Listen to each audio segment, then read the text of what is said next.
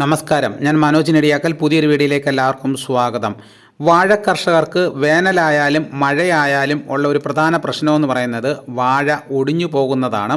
അപ്പോൾ വളരെയേറെ സാമ്പത്തിക നഷ്ടമാണ് ഉണ്ടാക്കുന്നത്. അപ്പോൾ കുലച്ച് വരുമ്പോഴായിരിക്കും അത് ഒടിഞ്ഞു വീഴുന്നത്. അത് വലിയൊരു നഷ്ടം തന്നെയാണ്. അപ്പോൾ ഇനി നിങ്ങൾ വിഷമിക്കേണ്ട ആവശ്യമില്ല. ഇനി വാഴ ഒടിഞ്ഞു പോവാതിരിക്കാൻ വേണ്ടിയിട്ടുള്ള വഴികളാണ് ഇന്ന് ഞാൻ ഈ വീഡിയോയിലൂടെ പറയുന്നത്. വാഴ ഒടിഞ്ഞു പോകില്ല. കുലകൾ സുരക്ഷിതമായി നിർത്താൻ ഈ വിദ്യകൾ മതി. നല്ലതുപോലെ കുലച്ച വാഴകൾ കാറ്റിലോ അല്ലെങ്കിൽ കുലയുടെ അമിതമായ ഭാരം മൂലമോ ഒടിഞ്ഞു വീഴുന്നത് കർഷകർക്ക് വലിയ സാമ്പത്തിക നഷ്ടമുണ്ടാക്കും. ഇത് തടയാൻ ഏറ്റവും പ്രധാനം വാഴയ്ക്ക് കൃത്യമായി താങ്ങ് നൽകുക എന്നതാണ്. കുലച്ച് കഴിഞ്ഞാലുടൻ വാഴയുടെ വിപരീത ദിശയിൽ നിന്ന് ബലമുള്ള മുളയോ മരക്കൊമ്പോ ഉപയോഗിച്ച് താങ്ങ് നൽകണം.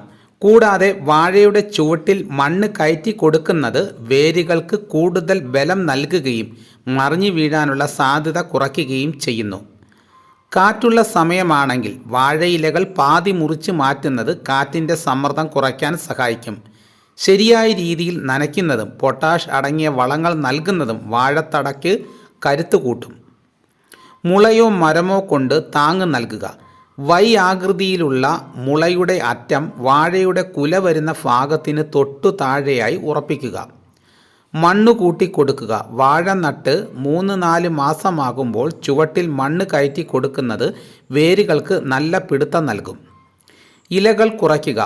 കാറ്റുള്ള സീസണിൽ ഉണങ്ങിയ ഇലകളും അധികമുള്ള പച്ച ഇലകളും വെട്ടിമാറ്റുന്നത് വാഴയുടെ ഭാരം കുറയ്ക്കും. കയർ ഉപയോഗിച്ച് കെട്ടുക.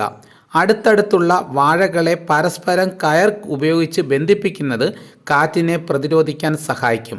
കുല വിരിഞ്ഞു കഴിഞ്ഞാൽ വാഴക്കൂമ്പ് ഒടിച്ചു മാറ്റുന്നത് കുലയുടെ ഭാരം കുറയ്ക്കാനും കായ്കൾ പെട്ടെന്ന് മൂക്കാനും സഹായിക്കും. അപ്പോൾ നമുക്ക് ഇങ്ങനെയൊക്കെ വാഴ ഒടിഞ്ഞു പോകാതെ സംരക്ഷിക്കാൻ പറ്റും. അപ്പോൾ ഇങ്ങനെയൊക്കെ ഒന്ന് ചെയ്തു നോക്കുക.